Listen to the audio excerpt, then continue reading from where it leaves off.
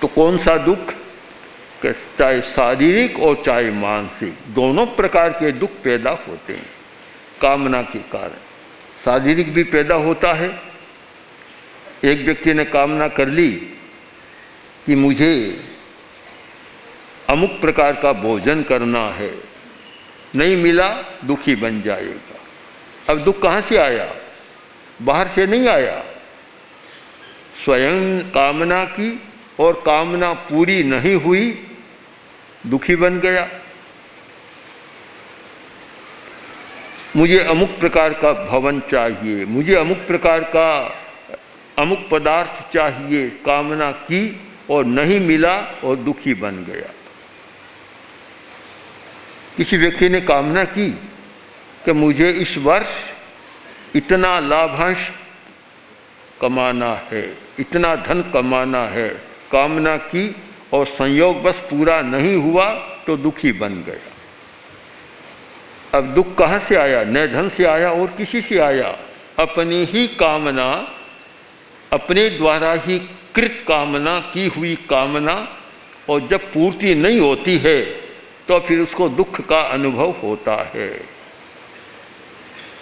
शारीरिक दुख भी और मानसिक दुख। मानसिक तो ज़्यादा कामना से ही होता है। मानसिक दुख एक मन का दुख होता है कि जो कामना को पूरा नहीं कर पाता। इस सच्चाई को हमें थोड़ा और समझना होगा कि कामना और कल्पना दो शब्द हैं। कल्पना, एक आदमी कल्पना करता है कि मुझे इतना काम करना है, वह भी दुख देती है।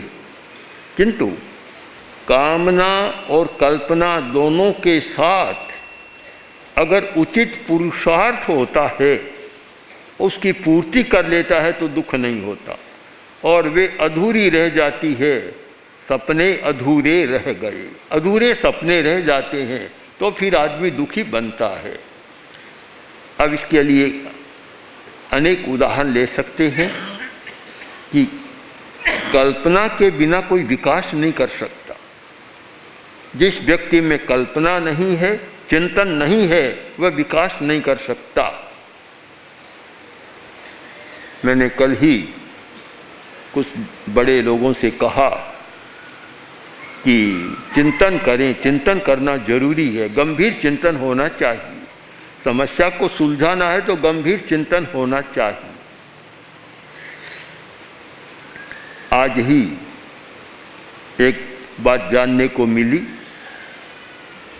बिल गेट के बारे में, कि बहुत कल्पनाशील व्यक्ति था।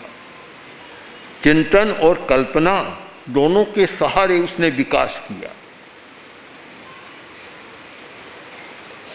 जब छोटा था, पढ़ता भी बहुत ध्यान से नहीं था, केवल बस बैठा रहता, विचारों में खोया रहता, अपनी कल्पना में खोया रहता।